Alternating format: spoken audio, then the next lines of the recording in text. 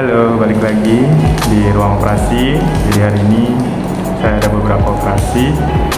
Nah, hal yang harus diketahui dan hal yang akan kita bahas hari ini adalah pasien-pasien yang sebelum masuk kamar operasi itu, entah itu dari ruang gawat darurat ataupun dari ruang perawatan. Jadi hal yang harus diperhatikan adalah salah satunya adalah pemasangan infusnya. Nah, sini ada beberapa alat. Carikan. Nah, ini dia.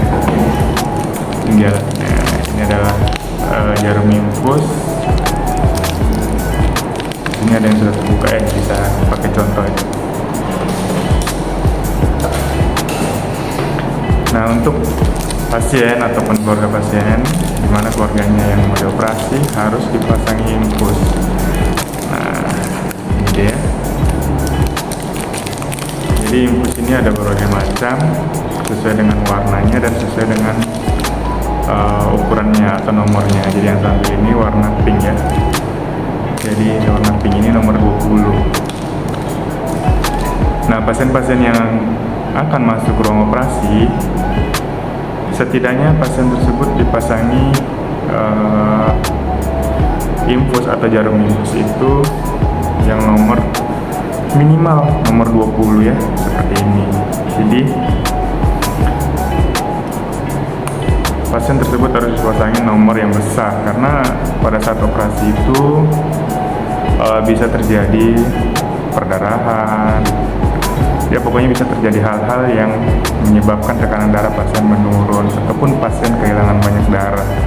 Jadi dengan jarum infus yang besar, yang ukurannya lebih besar, jadi itu bisa membantu kami yang ada di ruang operasi memenuhi kebutuhan cairan pasien dengan cepat ya, sehingga tanda-tanda vital pasien dapat teratasi.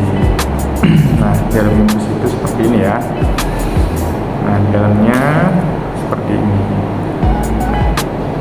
Oke.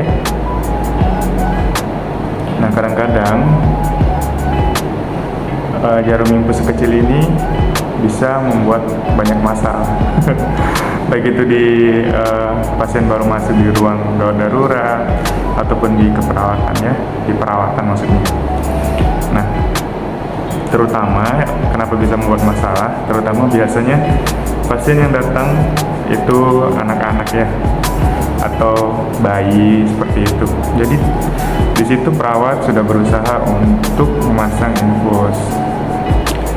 Biasanya namanya juga anak kecil atau anak-anak itu susah ya dipasangin infus, apalagi karenanya itu masih kecil. Jadi perlu ketelitian yang sangat betul-betul harus mempunyai pengalaman yang lebih untuk memasang infus pada anak-anak ataupun bayi. Nah, masalahnya di mana? Pemasangan infus ini pada bayi tidak bisa, jarang sekali kita memasangnya dengan satu kali tusuk ya, dimana biasanya kita mencoba 2 atau 3 bahkan berkali-kali. Nah, di situ kadang-kadang orang tuanya tidak tega melihat anaknya untuk ditusuk berkali-kali, padahal kan di situ tujuan kita untuk memasang infus untuk memperbaiki keadaan anaknya, dimana melalui infus tersebut nanti kita bisa memberikan obat-obatan yang diperlukan sesuai dengan keluhannya. Nah, jika orang tua sudah memasukkan anaknya atau membawa anaknya ke rumah sakit, jadi segala tindakan yang perlu dilakukan, yang disarankan oleh dokter, kita sebagai orang tua harus siap menerimanya. Tega tidak tega harus siap.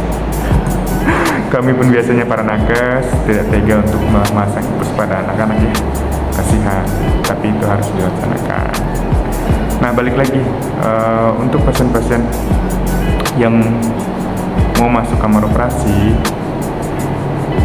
itu tadi harus diperhatikan. Yang pertama adalah infusnya. Jarum infus yang digunakan sudah sesuai, karena itu sangat penting ya untuk memasukkan obat-obatan anestesi, obat-obatan yang lain juga.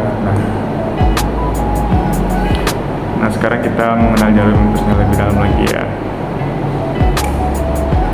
Nah, jarum infusnya itu seperti ini yang tadi saya tunjukkan. Jadi di dalamnya itu ada jarumnya atau yang biasa kita sebut mandrinnya. Nah, jadi nanti begitu ditusukkan,